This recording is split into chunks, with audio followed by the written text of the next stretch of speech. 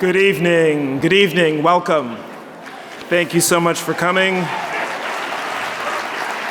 Welcome to day one of the 44th Toronto International Film Festival. My name is Cameron Bailey. I'm the artistic director and co-head here at TIFF. Thank you so much for coming tonight. Thank you. And you are here for the world premiere of the new film by Armando Iannucci, The Personal History of David Copperfield.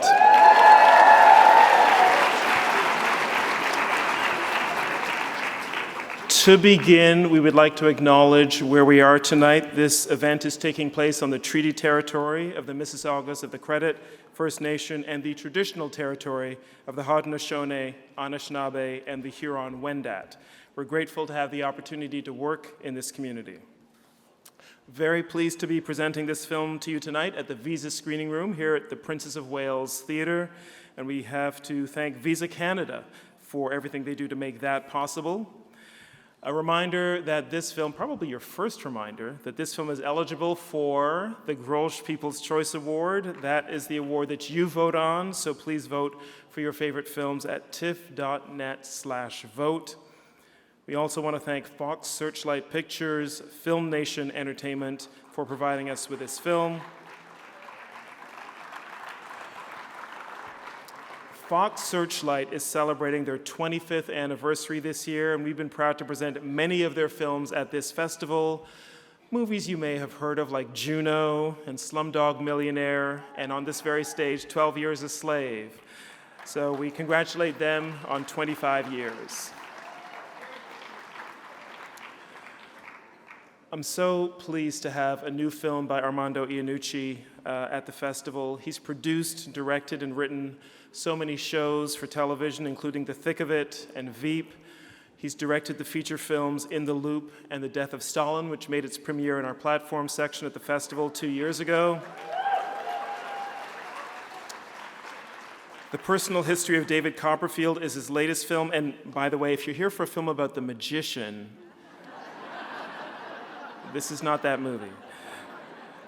Armando Iannucci makes bold, original films, and this is an inventive and in some ways audacious interpretation of the Charles Dickens classic. It's got a terrific cast. It's just a pure pleasure to watch, whether you know the book or you don't. It doesn't matter. It's just a wonderful story, beautifully told, and I'm so glad that Armando is here to introduce it to you this evening. Please join me in welcoming Armando Iannucci.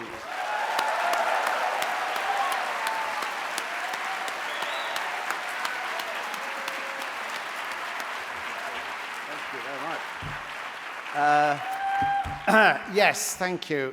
Thank you, Cameron. Thank you for having me back here. We had such a great time with Death of Stalin 2 years ago. Thank you. There could not be a more different film. There are no gulags and swearing in this one.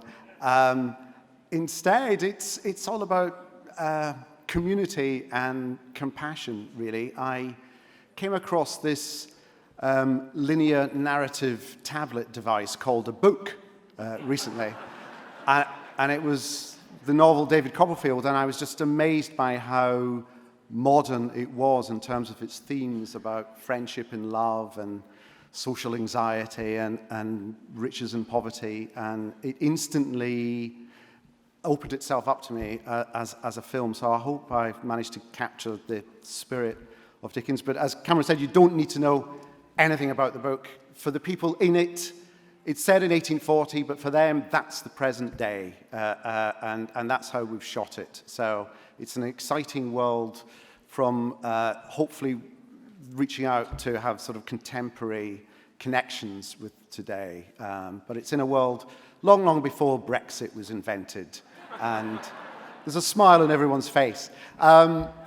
We've got quite a few of the cast are in. I'm just going to quickly shout the names out. They can wave, but we'll see them at the end, and we're going to do a Q&A at the end here. So I don't even know where they are, but we've got Amy Kelly. You want to shout? And Moffat Clark. And Aaron Bernard is here. Rosalind Elizar. We've got our producer, Kevin Loader, and our writer, Simon Blackwell. We've got Mr. Hugh Laurie is here somewhere. And the one person who I knew from the start was David Copperfield, and I'm so glad he agreed to do this film because I didn't have a plan B. He is David Copperfield. Dev Patel is here.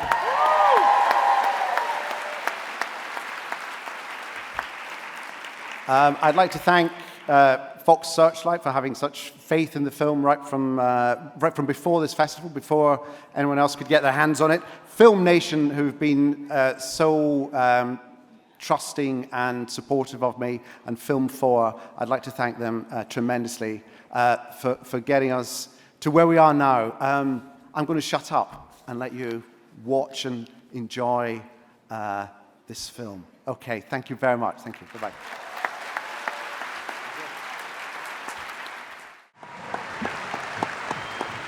Hi.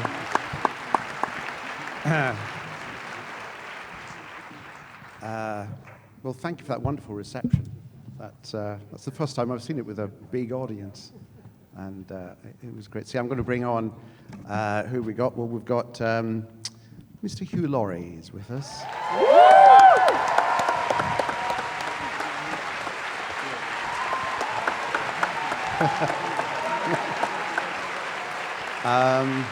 We've got Simon Blackwell, who I wrote the script with, he did the bulk of the writing. Simon. We had a little help from Charles Dickens as well. We've got Kevin Loader, the producer. Are you all back there? Are all the cast back there? Who we got? Right, so I don't forget anyone. Amy Kelly, we've got Emily is here. Amy.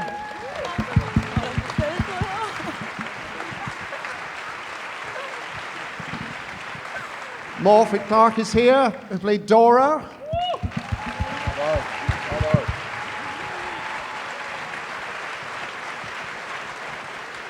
A little Easter egg, I don't know if you spotted, Morphet also played David's mother, Clara. I don't know what that says. We've got Rosalind Elizar. Agnes is here.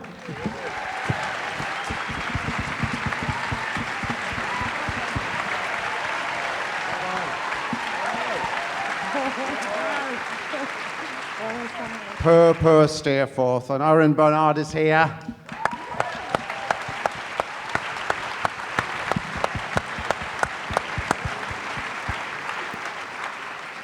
Now, none of us would be here without Mr. Dev Patel. Hey! Bravo! Bravo!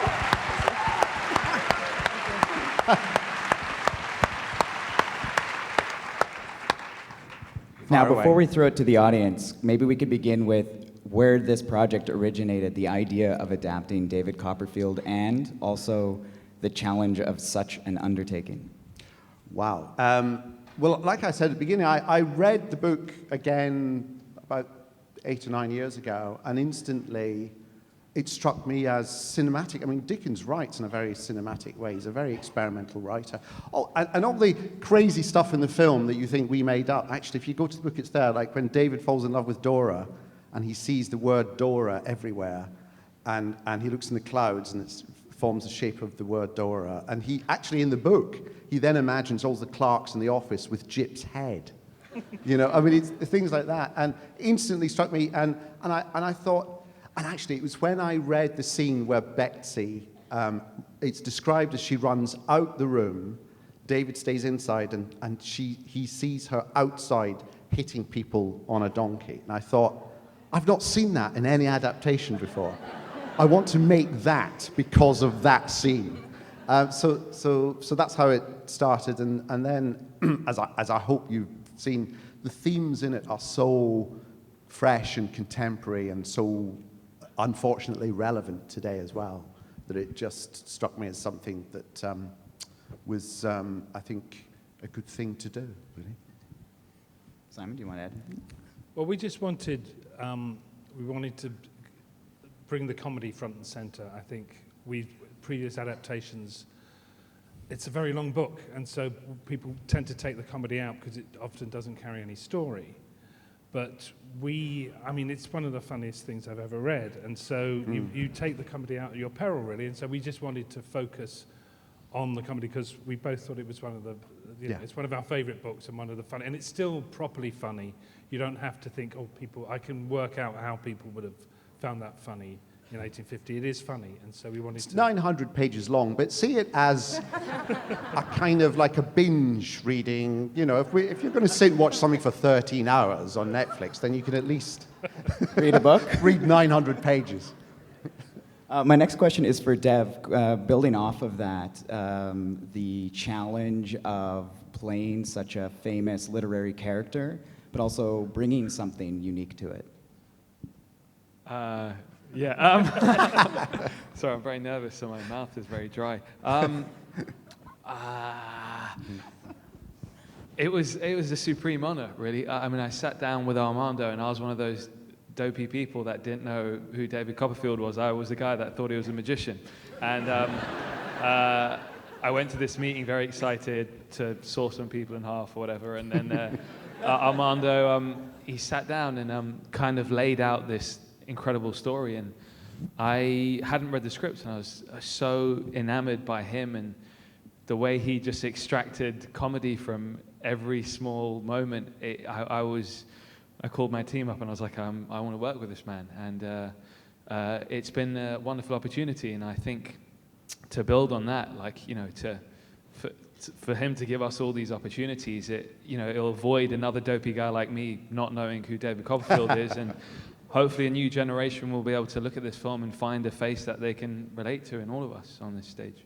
I'm so glad you said yes, by the way. I had no one else on the list. That was it. I instantly saw it as you. Yeah. And you're in every scene, apart from the 15 minutes of... No, you're in every scene. The cute David Copperfield who made my job a lot easier. For the rest of the cast, could you talk about as well, like what it was like to work with this material, or the experience of working together with such a talented group of people?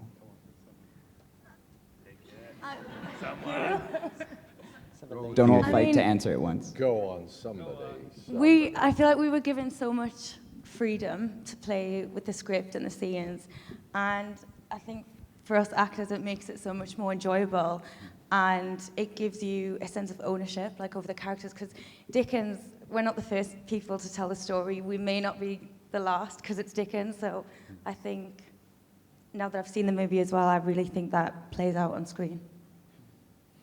And I like to cast really early so that while we're writing and rewriting, we actually know who these people are, so we can write with them in mind. And then we it's like doing a theatre run, really. We rehearse. I mean, the scene where Ben Wong is trying to get the drink from the globe, that started off as an idea, and then we just played about with it in this, you know, old church hall in London for a day, just sort of blocking it out. So you still gave yourselves room to maneuver, even though you had this amazing guideline. Oh yeah, absolutely. Yeah. And even on the day, I'm trying to think of anything. No? Lots of Peggotty's lines. Oh, Peggotty, yes. her. Yes. Hot Kettle Black was one of hers, Yeah. wasn't it? Yeah. Now, it's a cast full of colorful characters, but Hugh, you get to play one of its most notable eccentrics. Could you talk about the experience of playing Mr. Dick?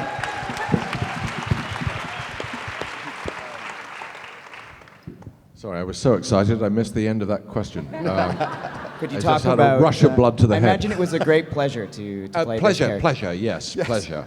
It was it was an enormously, it was an enormous honor, needless to say, to follow the great man. Two great and very persuasive and attractive men in the execution of their vision. But I also, as Armando expressed it to me the first time we spoke, Mr. Dick is certainly a very early, if not the first, fictional representation of a kind of mental illness, what would have been called, I suppose, a derangement. He's certainly delusional at times, psychotic almost, perhaps, and it's something that causes him torment. And it was a character that I must say I thought there was great pain, but also great joy in his relationship with David, and it was also, but all of that, I must say, was secondary to the pleasure of being in the orchestra, as it were, and seeing these extraordinary instrumentalists. I'm going to flog this orchestra thing until it squeals for mercy. To see them all, to see all the sort of detail and the things that they brought, which is not to say that it wasn't all there on the page. It was. It was. It was. People. Yeah, Simon gave us basically a rough sketch, and we just kind of riffed it from there. No, we did. That's not true at all. But it was a great pleasure and a great honor. And you and Tilda had worked out what the relationship was between the hand gestures and the signals and the clicks when they were to come. So very enjoyable, and it's a great shame she couldn't be here because she's the woman is an absolute hoot, and it was very enjoyable, and I thought very touching, for all this apparent ferocity of Betsy. She's such a good soul, and the relationship, these two slightly lonely, not unhinged exactly, but almost unhinged characters, sort of yoking themselves together and crossing this ocean of life is I find a very touching part of the story, which is just as well because I played one of them. So it's good that I felt that. Any questions in the audience? Yes, go ahead.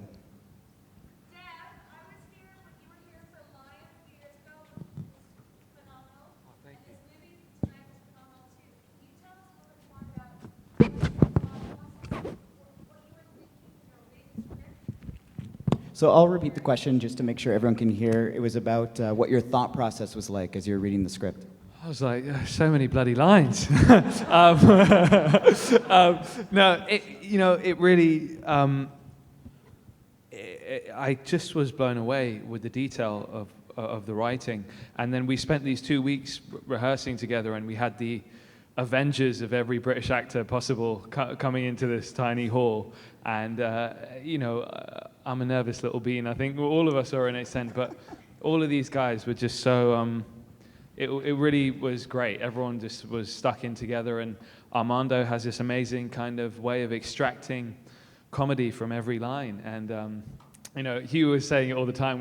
We'd run something 10 times, and then Armando would be like, why don't you kind of do it like this? And we're like, all right, we should just copy Armando now, because he's doing it better than all of us. So that was the ongoing joke. But it was, I don't know. I never said that. I never said that. Yeah.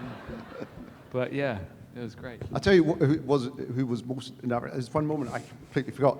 Jay, who plays young David, we were sitting him down for a rehearsal, and it was going to be his first rehearsal with Mr. Micawber. And I hadn't really thought this through because Peter walked in, and Jay just looked up, and there was Doctor Who. And he was like, kind of. And I forgot. I just forgot to tell him. So it was a lovely moment. More questions? Yes, go ahead.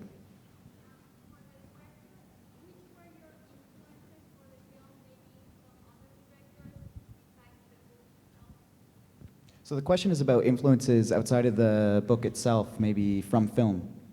I don't know. I'm trying to think what. I mean, I looked at all sorts of things. I looked at Ken Loach, who's a great. I love his films. For the naturalism. I went back again and looked at Barry Lyndon just for how Kubrick tried to avoid all the conventions of costume drama. Ironically, by actually being very detailed and precise about the period, which is what we did. We knew it was going to be set in 1840, so let's actually, in terms of the costumes, let's make them look refreshing and new, but let's go back and research the pictures and some of the early photographs of what people actually did wear, and they wore all these mad clothes and mad hair that they did all sorts of things with their hair. So a bit of that. There's a little bit of Buster Keaton, and in terms of the comedy routine, working out comedy routines and things.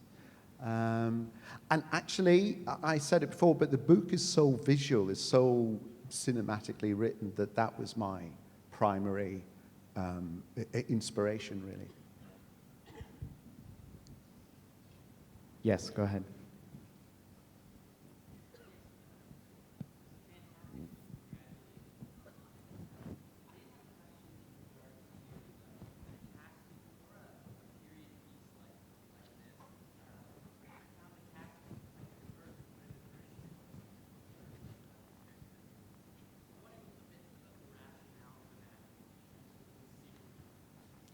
Could you talk about the rationale behind the diverse casting of the film? Well, it's something I've noticed in theatre has been going on for years, and I mean, it shouldn't be an issue. Can I ask why you've asked that?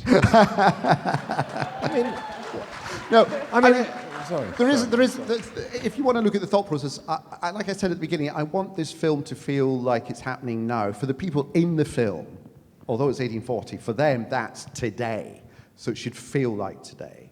And therefore, I did the little talk at the start about how I don't want any costume drama talk, which is, costume drama talk is when everyone suddenly goes up an octave and speaks like, no, just don't go up an octave, just speak like this, you know. And therefore, everything should feel like it's happening around us now. And why shouldn't I be able to draw from 100% of the acting community as opposed to, you know, so, and it's like I said, I wanted the person to do that role who would be the best person for that role. That's why, you know, I could only think of Dev as David Copperfield. And with each part, you know, I wanted the best person for that part.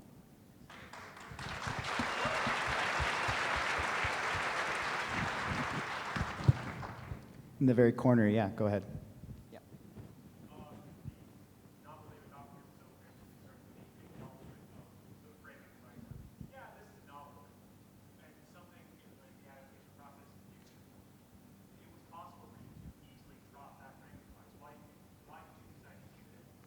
So the question, if I understood it, is about retaining the framing device of having the novel being written within the film. Well, because in the film, that's what he does.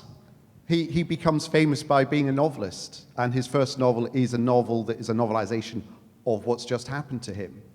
And if you want to look at the meta layers, it's actually the most autobiographical of Dickens's novels, in that childhood in the factory happened to Dickens. And it was the first and only time he actually used it in any of his books. So it's actually quite a major part of the book, in that David Copperfield sort of works himself out and works out who he is by realizing that he is a writer. And I kind of wanted it to be a celebration of literature and of writing and of, you know, all those phrases that he writes. You know, we mined the book and a lot of other Dickens for as many Dickens phrases, you know, like playing the kettle drum. Mr. Dick, you look like you're playing the kettle drums. Melancholy mad elephants, and that's all from Dickens. Yes, go ahead. This is a very surprising film to see from someone with such a distinct voice as Armando Iannucci, who I usually see as someone who can make a symphony out of a sea of profanity. I don't know if I could be able to repeat all the phrasing here. This is a lot. Basically, you're saying, why is there no swearing? Is that You're what saying you're you're saying? great, I Yes. think. Why is it? But the swearing, I'm sorry, I'm stuttering.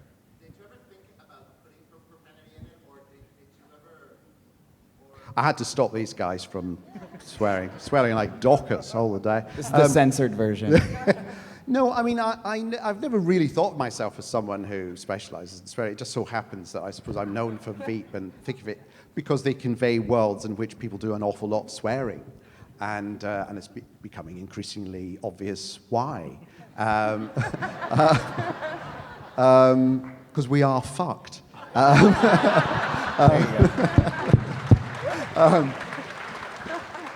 But this didn't feel like that. However, what I did want to make sure was that we didn't shy away from quite tough moments. You know, physical abuse of a child, the working conditions in factories, the fact that kids under 12 could be employed, the homelessness, and, you know, I didn't want to shy away from that. But I also want this to be a film that any generation can come and see and hopefully take something from as well. We find we don't do test screenings, but we do little screens, but we find that actually families come and see it and then go home sort of discussing it all the way home amongst, you know, parents and children. And, you know, I like things like that. Make me think, I think we've managed to get something there that connects.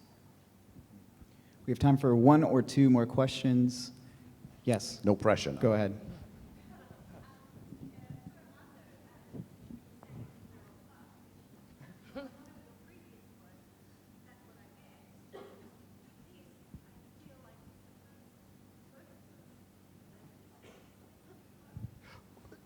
So the question is about this being perhaps your first work that has a message of hope. Well, that's the other thing that is there in the book. It's the humanity. It's that, we're all different and yet we're all the same. In the end, it doesn't really matter what our background is. I mean, David spends three-quarters of the movie being paranoid about his background and whether people will know. And then he owns himself. And it's about that. It's about, engaging with people who may be different from us or express different opinions or who come from a different background or status.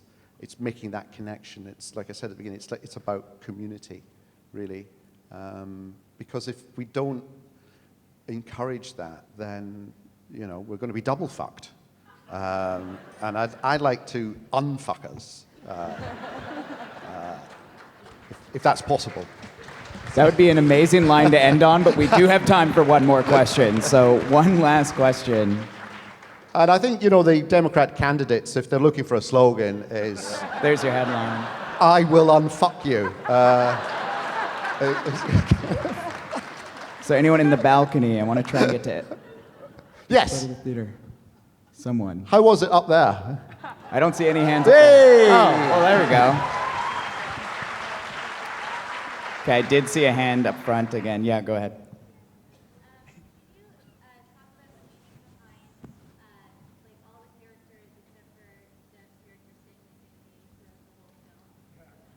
Question is about the character staying the same age throughout the film. Yes, I mean, actually, if you think about it, age-wise, it's not a huge time gap, is it?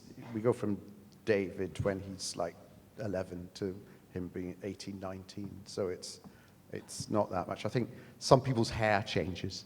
But I didn't want to go into like prosthetics and makeup, and and also as the film progresses, you sort of start becoming aware that this is David's telling of the story, and therefore you sort of make allowances for that.